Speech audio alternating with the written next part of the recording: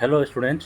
So फेरि म आउँदछु next question 13.3 कै क्वेसन नम्बर 3 लिएर. ओके, क्वेसन नम्बर 3 छ यहाँ.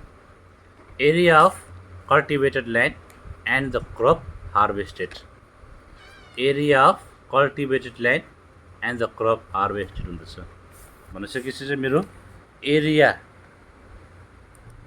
अफ ल्यान्ड र क्रप हार्भेस्टेड हुँदछ यहाँ. भन्नुको मतलब चाहिँ के हो भने चाहिँ मेरो जमिन जति छ त्यति नै मेरो क्रप के हुन्छ, हार्भेस्ट हुन्छ हैन. Area of land crop harvested. अब हेर है, जमिन चाहिँ सपोज मेरो सानो छ भने मेरो यो जमिनमा के हुन्छ, कम्ती नै क्रप मेरो उम्रिन्छ हैन, अन्न पानी मेरो उम्रिन्छ. मेरो जमिन ठुलो छ भने त्यो ठुलो जमिनमा क्रप के हुन्छ, बेसी नै हुन्छ नि त, उम्रिन्छ नि त हैन. जति ठुलो जमिनको एरिया जति बेसी ठुलो हुन्छ त्यति नै मेरो क्रप बेसी उम्रिने के हुन्छ, चान्सेस बेसी हुन्छ नि त हैन. किनभने म ठुलो एरियामा बेसी क्रप लगाउन सक्छु नि त, अन्न पानी रोप्न सक्छु नि त, म अन्न बाली म रोप्न सक्छु नि त हैन. त जति बेसी अन्न बाली रोप्छु म त्यति नै मेरो क्रप हार्भेस्ट हुन्छ हैन. भनेपछि चाहिँ एरिया अफ ल्यान्ड मेरो इन्क्रिज हुँदैछ भने मेरो क्रप हार्भेस्ट पनि के हुन्छ, इन्क्रिज हुन्छ नि त हो कि हैन. यस, हामीले आफै सोच्नुपर्ने कुरा हो. मेरो जमिनको साइज जति बेसी ठुलो हुन्छ त्यति नै बेसी म अन्न बाली लगाउन सक्छु नि त, त्यति नै बेसी म के अरे क्रप्सहरू रोप्न सक्छु नि त. अनि जति बेसी क्रप रोप्छु त्यति नै मेरो क्रप फल्छ हैन, अन्न बाली मेरो फल्छ हो कि हैन. भनेपछि चाहिँ मेरो एरिया अफ ल्यान्ड इन्क्रिज हुँदैछ भने चाहिँ मेरो क्रप हार्भेस्टिङ पनि के हुन्छ, इन्क्रिज हुन्छ नि त. भनेपछि यो चाहिँ डाइरेक्ट इन्भर्स हो. So this is directly proportional हैन. डाइरेक्ट हो नि त. एउटा बढ्दा मेरो अर्को के हुन्छ, बढ्दैछ. एउटा घट्दा मेरो अर्को के हुन्छ, घट्छ. जमिनको साइज घट्यो भने क्रप हार्भेस्टिङ पनि के हुन्छ, घट्छ हो कि हैन. Yes, so this is also a direct proportion. Okay, and the next question is, the time taken for a fixed journey and the speed of a vehicle हुँदछ. Time taken for a fix journey and the speed of a vehicle. अब यहाँ कुरा हुँदछ यहाँनिर time र यहाँ स्पिडको कुरा हुँदछ. ओके, डिस्टेन्स मेरो के छ, यहाँ फिक्स छ. डिस्टेन्स इज फिक्स्ड मिन्स मेरो डिस्टेन्स चेन्ज भएको छैन. भन्नुको मतलब चाहिँ सपोज सम्झ पाम्पोक टु नामथाङ हैन, पाम्पोक टु नामथाङ. मैले अगाडिको भिडियोमा के भनेको थिएँ, it is approximately 8 kilometre. Okay, suppose अब पाम्पोकदेखि नामथाङ म सपोज ट्याक्सीमा गएँ अरे अनि म बाइकमा गएँ अरे. अब ट्याक्सीमा जाँदा मलाई टाइम बेसी लाग्छ कि बाइकमा जाँदा मलाई टाइम बेसी लाग्छ? यस, इट डिपेन्ड्स अन स्पिड हैन. केमा हुन्छ, स्पिडमा डिपेन्ड हुन्छ नि त. मेरो डिस्टेन्स त फिक्स हो. नामथाङदेखि पाम्पोकको डिस्टेन्स मेरो चेन्ज हुने कुरा आउँदैन, घट्ने बढ्ने कुरा आउँदैन मेरो. तर जुन चाहिँ स्पिड छ गाडीको, ट्याक्सीको होस् चाहे बाइकको होस्, स्पिड के हुन्छ, कम्ती बेसी हुन्छ नि त हैन. अब मेरो स्पिड जति नै बढ्यो, जति स्पिड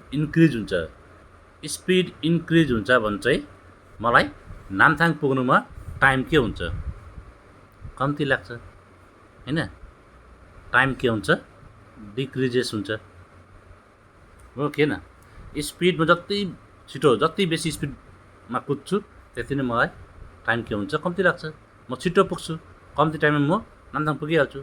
तर स्पिड मेरो डिक्रिज हुन्छ भने चाहिँ, स्पिड मेरो डिक्रिज भयो, मैले आफ्नो रफ्तार घटाएँ, बाइक गाडीको स्पिड मैले घटाएँ भने चाहिँ मेरो टाइम के हुन्छ, टाइम टेकर के हुन्छ, यस के हुन्छ, इन्क्रिज हैन. टाइम मलाई के हुन्छ, बेसी लाग्छ. मेरो स्पिड घट्यो, म आरामले बिस्तारै कुदाएँ भने चाहिँ मलाई नामथाङ पुग्नु समय के हुन्छ, बेसी लाग्छ नि त हो कि हैन. भनेपछि चाहिँ स्पिड इन्क्रिज हुँदाखेरि चाहिँ टाइम के हुन्छ, घट्छ. होइन। स्पिड डिक्रिज हुँदा टाइम के हुन्छ, बढ्छ, मलाई बेसी समय लाग्छ। सो के भयो, उल्टा भयो भएन। एउटा घट्दा मेरो अर्को बढ्दैछ, एउटा बढ्दा मेरो अर्को घट्दैछ नि त। भनेपछि चाहिँ मेरो स्पिड के हुन्छ, is inversely proportional to time.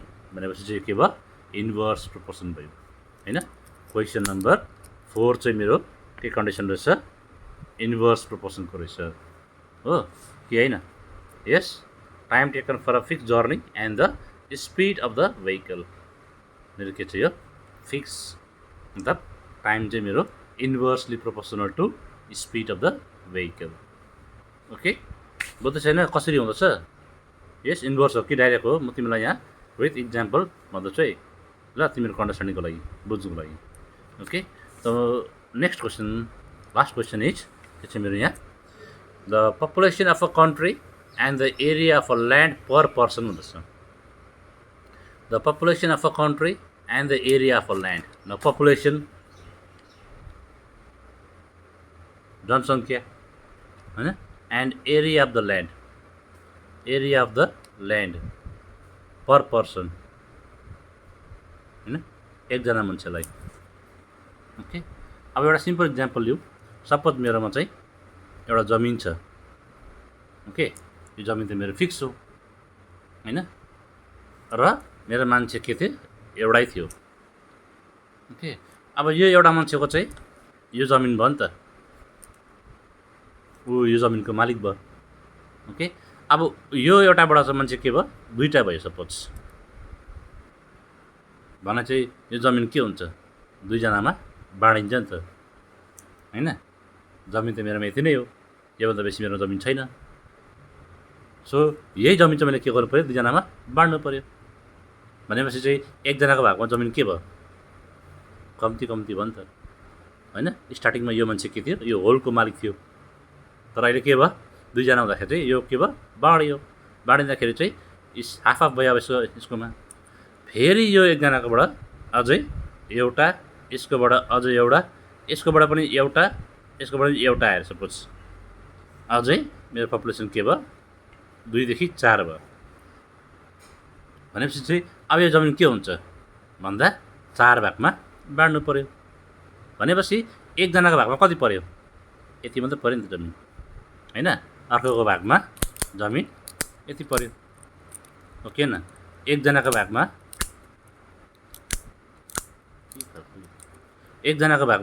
यो पऱ्यो, अर्कोको भागमा यो पऱ्यो होइन, अर्कोको भागमा तिम्रो यो पऱ्यो। ओके न, मिन्स हरेकको भागमा जमिनको साइज के हुँदछ, घट्दैछ नि त। यस, अघि स्टार्टिङमा सिङ्गल 1% थियो। सो मेरो के भयो, होलको मालिक थियो यो डल्लै। त्यहाँदेखि बादमा मेरो पपुलेसन के भयो, बढ्यो, 2जना भयो, 2 भाग भयो होइन। डल्लै जमिन चाहिँ मेरो के भयो, 2जनाको भागमा मेरो बाँड्यो होइन। त्यहाँदेखि मेरो फेरि अझ पपुलेसन बढ्यो, 4जना भयो, फेरि के भयो, यो जमिन 4 भागमा बाँड्यो। ओके न। यस, फेरि त्यसरी नै अझै बढ्दै गऱ्यो भने त्यसरी पपुलेसन बढ्दै गयो भनेपछि चाहिँ 1 2 3 4 5 6 7 8 भयो नि त होइन। यो 4 भाग थियो, यो अझै यो 1 2 3 4 5 6 अझै मैले यहाँ गरेँ 1 2 3 4 5 6 7 8 8 भाग। भनेपछि अझै फेरि साइज, जमिनको साइज के भयो, घट्यो नि त, झन् सानो सानो हुँदै गयो नि त होइन। भनेपछि चाहिँ पपुलेसन बढ्दै जाँदाखेरि चाहिँ जमिनको साइज चाहिँ के हुँदो रहेछ, घट्दो रहेछ नि त होइन। हो कि होइन, पर पर्सन एकजना मान्छेको लागि जमिन के हुन्छ, आफ्नो भागमा कम्ती पर्छ। जति पपुलेसन बढ्यो पर पर्सन मेरो एरिया अफ ल्यान्ड के हुन्छ, डिक्रिज हुँदै जान्छ। भनेपछि चाहिँ यो डाइरेक्ट इन्भर्स हो, obviously inverse proportion. So population is directly होइन, not directly, inversely proportional to area of land per person होइन, पर पर्सन। इन्भर्स यहाँ उल्टा चाहिँ मेरो 1/this मुनि छ यो हेर्नु। Population is inversely proportional to area of the land per person. Okay, कसरी हुँदछ तिमीलाई मैले बताइहालेँ, कसरी चाहिँ इन्भर्स हुँदो रहेछ त, कसरी घट्दो रहेछ त, एउटा बढ्दा कसरी घट्दो रहेछ त अर्को होइन। सो मैले तिमीलाई बताइदिएँ। मेरो यो एक्सर्साइज 13.2 को मैले सबै क्वेसन तिमीलाई एक्सप्लेन गरिदिएँ, तिमीले बुझ्यौ होला है। र यसलाई फेरि राम्रोसँगले भिडियोलाई रिपिट गर्दै हेर र क्वेसन्सहरूलाई बुझ्ने कोसिस गर, अनि यो हिसाबले तिमीले क्वेसन नम्बर 2, 3 है अरू क्वेसन्सहरू पनि तिमीले सल्भ गरेर हामीलाई सबमिट गर्नु पर्यो। ओके, यदि केही बुझेन भने तिमीले हामीलाई सोध्न सक्छौ, हामी भिडियो बनाएर तिमीलाई फेरि पठाउनेछौँ। ओके।